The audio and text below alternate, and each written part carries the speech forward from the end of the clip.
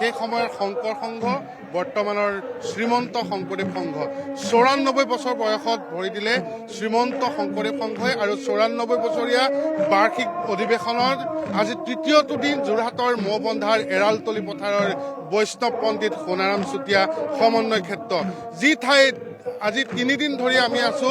NKTVৰ পৰিয়াল আৰু এই ৩টা দিনতে আমি লক্ষ্য কৰিছো যে হাজাৰ হাজাৰ ভকত বৈষ্ণৱৰ যি সমাগম এই সমাগমে দ্বিতীয় বৈকুণ্ঠপুৰীলৈ পৰিণত কৰিছে এই মৌবন্ধাৰ এৰালতলি পথাৰৰ বৈষ্ণৱ পণ্ডিত সোণাৰাম চুতীয়া সমন্বয় ক্ষেত্ৰ লোকে লোকাৰণ্য পৰিৱেশ তৃতীয় দিনাৰ বিশেষ আৰু মুখ্য আকৰ্ষণীয় কাৰ্যসূচী হৈছে ধৰ্মধ্বজা উত্তোলন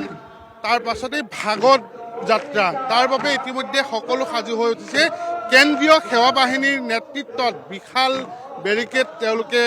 তৈয়াৰ কৰিছে আৰু খুব শৃংখলাবদ্ধতাৰে শ্ৰীমন্ত শংকৰদেৱ সংঘৰ প্ৰতিটো অনুষ্ঠানেই সুন্দৰভাৱে তেওঁলোকে আয়োজন কৰে আৰু এই ৯৪ বছৰীয়া বাৰ্ষিক অধিৱেশনৰ এই শুভ মুহূৰ্তত এই তৃতীয় দিনাৰ কাৰ্যসূচীত আমি এই মুহূৰ্তত সতীৰ্থ বিকাশৰ সৈতে আছো এই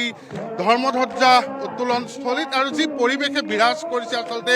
ইয়াত কেৱল মাথো সকলো ভকত বৈষ্ণৱ বুৰ গৈছে আধ্যাত্মিক ৰূপৰসত গতিকে তাৰেই দৃশ্যাংশ দেখুৱাবলৈ চেষ্টা কৰিছোঁ আৰু আটাইতকৈ ডাঙৰ কথাটো হ'ল যে মই সেৱা বাহিনীৰ কথাটো বাৰে বাৰে এইবাবে উল্লেখ কৰি আহিছোঁ যে কেন্দ্ৰীয় সেৱা বাহিনীৰ ১২,০০০ কৰ্মকৰ্তা ইয়াত ভকত সেৱা কৰিবলৈ আহিছিল আৰু তেওঁলোকৰ নেতৃত্বত আপুনি চাওক চাৰিওফালে পৰিৱেশটো বিকাশে দেখুৱাইছে যে কোনো ধৰণৰ ইয়াত আৰক্ষী নিয়োজিত নকৰাকৈ কোনো ধৰণৰ সেনা বাহিনীৰ লোক নিয়োজিত নোহোৱাকৈ নিজে খুব শৃংখলাবদ্ধভাৱে তেওঁলোকে এই বিশাল অনুষ্ঠান সেৱা বাহিনীৰ নেতৃত্বত কৰিছে আৰু শ্ৰীমন্ত শংকৰদেৱ সংঘৰ প্ৰতিজন ভকত বৈষ্ণৱে